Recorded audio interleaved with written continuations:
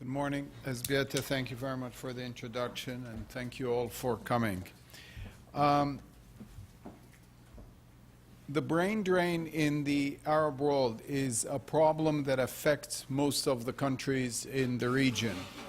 A UNESCO report from 2009 indicated that the cost each year to Arab countries is more than $1.5 billion, given the fact that more than 100,000 doctors, scientists, and engineers leave their homes and do not return.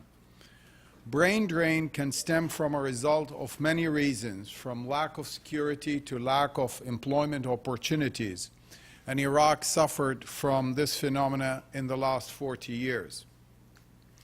In the aftermath of the 1968 coup d'etat that brought Saddam Hussein and the Ba'ath Party to power, an initial wave of brain drain began. However, during the 70s and 80s, the government began focusing on attracting Iraqis back, and incentives were introduced to revive the private sector of the economy. Emphasis was placed on improving education, and laws were passed to enhance women's rights and encourage them to study. The urban middle class of professionals was growing.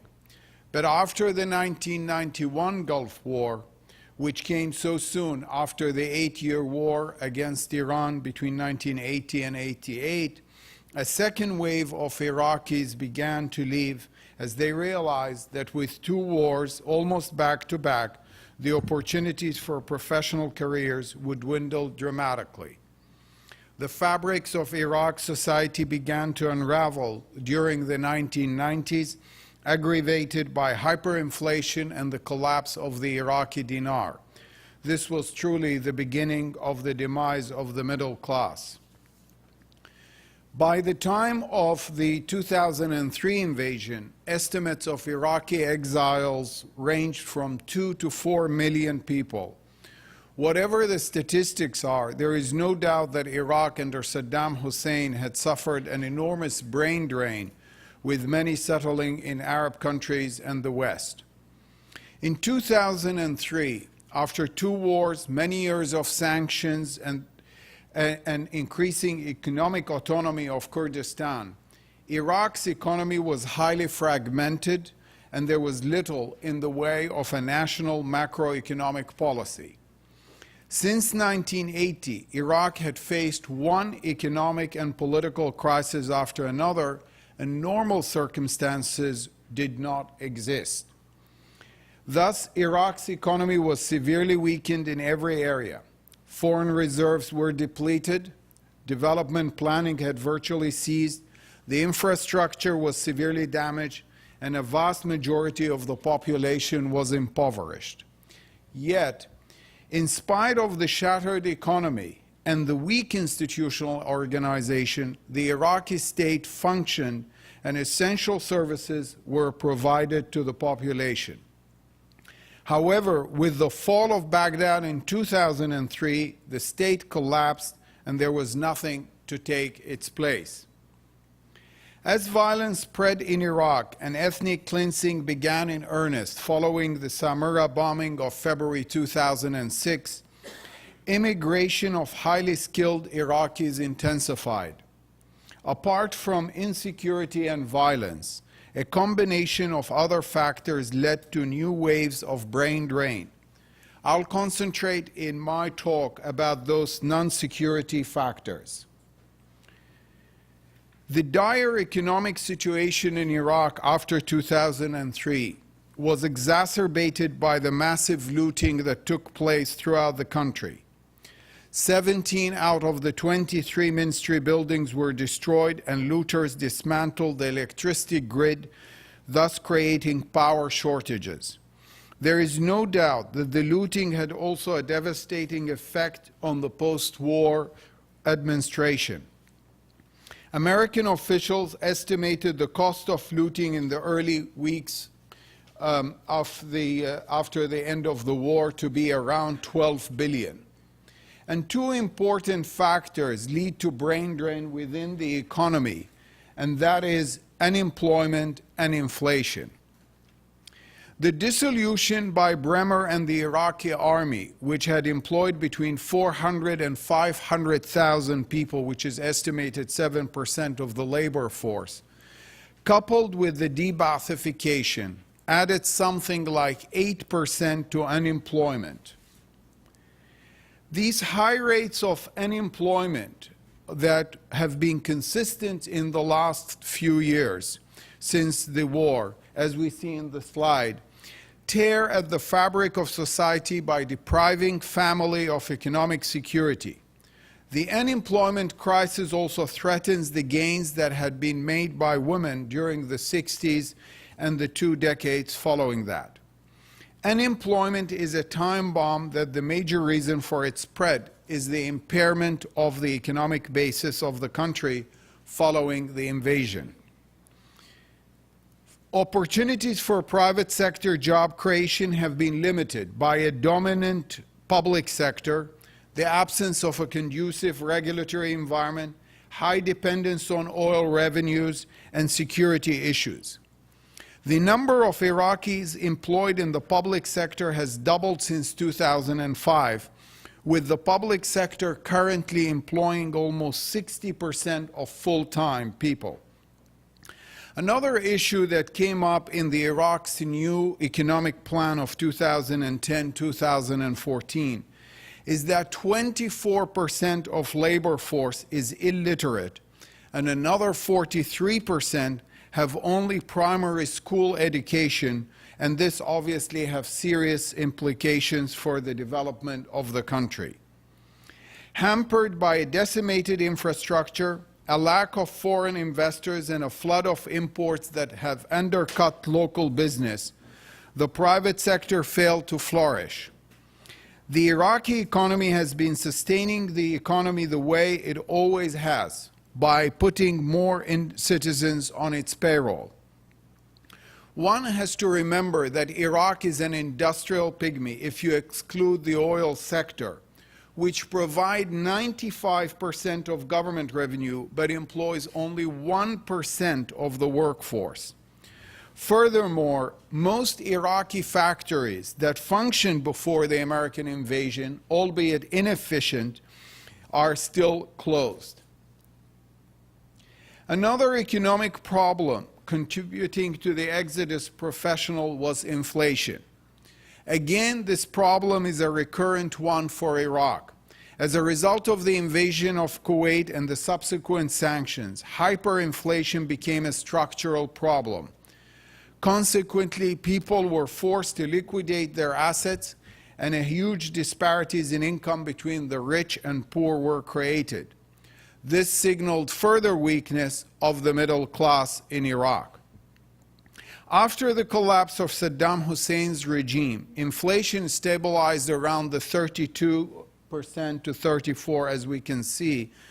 But in late 2005, inflation began to rise sharply due to increased violence, the fallout from state control, corruption, higher wages, and the weakness and increased cost of housing rentals and the rise of fuel prices.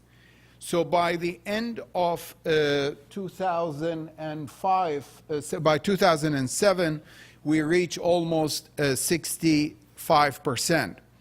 Fortunately, inflation has come down dramatically in the last couple of years, partly due to the world recession and partly thanks to measures by the central bank, and since 2009 it has hovered around 6%. In addition to the economic problems that plague the country, corruption has become part and parcel of Iraq. Corruption was prevalent during Saddam Hussein's era, but following the invasion, it became integral to the way the government runs the country. Nour al-Maliki's government has been systematically dismissing oversight officials who were installed to fight corruption in Iraqi ministries. Corruptions can be identified in 4 major areas: oil production, public contract, government services, and employment, and the last 3 have a direct impact on brain drain. Thus, corruption and wasteful reconstruction efforts have dominated the management of Iraq's economy since 2003. By 2010, almost 120 billion was spent on reconstruction, and yet the rebuilding effort never did much more than restore what was destroyed during the invasion and the looting that followed. 8 years after the war, and despite many condemning reports by American and Iraqi anti-corruption watchdogs, the cases of corruption are rife in a culture of impunity. As Rahim al-Uqayli, the head of the Commission on Public Integrity, told a journalist, and I will read it to you, although it's here, the reason for the massive corruption in Iraq is the belief by the corrupt that they are shielded from prosecution by the protection afforded to them by their political parties and sects. The other issue is the infrastructure. The poor infrastructure in Iraq since 2003 has also been a factor in the brain drain. Electricity or lack of it, drinking water, sewage are all part of the atmosphere that was created, which led many educated Iraqis to leave their country. What is the impact of the brain drain on Iraq? There are three areas where the immigration of educated people has been felt: health, education, and civil service. The impact of the brain drain on the health sector was severe. Doctors and medical workers were specifically targeted. Unlike Saddam Hussein era, where doctors left because they were individual victims of the regime, in the post-Iraq of 2003, doctors became a target as a group. They were kidnapped for ransom and were tortured and killed to disrupt the basics of civil society. As they had to move around public places and in and out of clinics and hospitals, they became an easy and soft target for their attackers. According to one estimate, 23% of all academics murdered in Iraq were doctors, 90% of whom were medical doctors, and 50% of those medical doctors were specialists with a high percentage of surgeons. The vast majority were Muslims. We do not have any official or accurate statistics about the number of doctors who left the country. Whatever the number of those who left and those who are still working, there are two definite observations. First, Iraq lost thousands of physicians, and with them the country lost a wealth of experience. Second, Iraq's health system has crumbled, and health conditions, both physical and mental, of Iraqis have deteriorated dramatically following the invasion. Iraq today has a ratio of 6 doctors per 10,000 compared to Egypt and Jordan, who have 24 doctors per 10,000 respectively. A study published by the World Health Organization, based on a large survey it conducted, indicated that 16.5% of the population suffered from mental disorder, yet only 2% of those affected had received any medical treatment. The main reason for that following the exodus of the majority of the medical staff, it is estimated that only about 430 psychiatric and social workers were left in the country to deal with the whole population. As for education, the quality of higher education and research has been steadily deteriorating since the late 80s. The real drop took place in the 1990s as a wave brain drain took place, and in addition, the research community suffered from total isolation from the international academic community due to the sanctions. In the immediate aftermath of the 2003 invasion, universities were among the first institutions to face looting. By summer 2003, almost none had escaped. 2 years after the end of Saddam's regime, a report by the United Nations University stated that 84% of Iraq's higher education institutions has been burnt, looted, or destroyed. Overall, the teaching staff was underqualified, and I'll give you one example. 33% held only bachelor degrees, despite rules requiring a minimum of a master's degree. At the same time, the atmosphere of terror and violence began dominating the campuses and day-to-day lives of all academics. Similar to the doctors, academics were being targeted, and scores of Iraq's best minds were exiting the country, running away, not just from the violence, but from the creeping control of the religious parties through their militias over the lives of the universities. With regard to the management skills and the civil service, a report by the U.S. Government Accountability Office concluded that ministries have spent only a small percentage of their investment budgets due to the fact that the refugee outflows and de-Baathification had reduced the number of skilled workers. What is interesting is that many of the reports that are published recently discussing the lack of electricity or the chronic shortages of products do not discuss the issue of brain drain. Similarly, the failure to complete many projects initiated by the Americans is due to the lack of the right caliber of civil service, coupled with a stifling bureaucracy and the omnipresent corruption. Can Iraq's brain drain be reversed?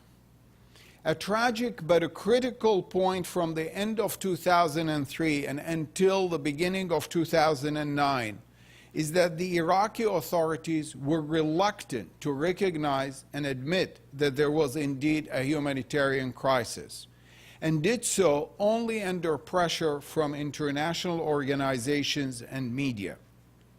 Overall, the Iraqi government has failed to take political, economic, and social factors in consideration and examine the country's capacity to absorb large number of returnees.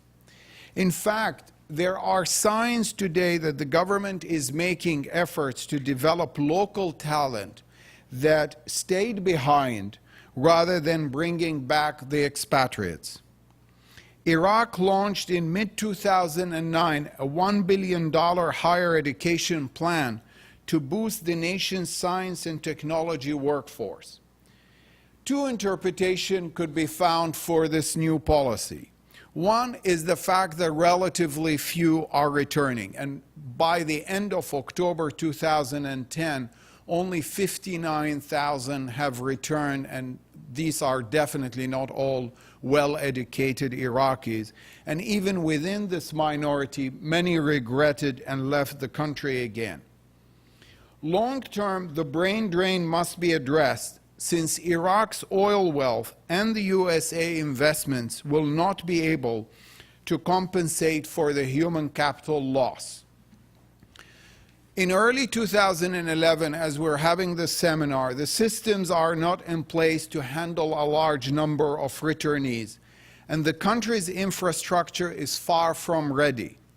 Violence has diminished, but professionals living in exile must feel they could return to work in a safe environment and without undue pressure from political groups. Property rights have to be resolved, and infrastructure has to improve dramatically. Overseas governments and international organizations must be involved and can play an important role. Iraq is a wealthy country with tremendous potential, and in spite of the devastation that has taken place, the country could regenerate itself. Thank you.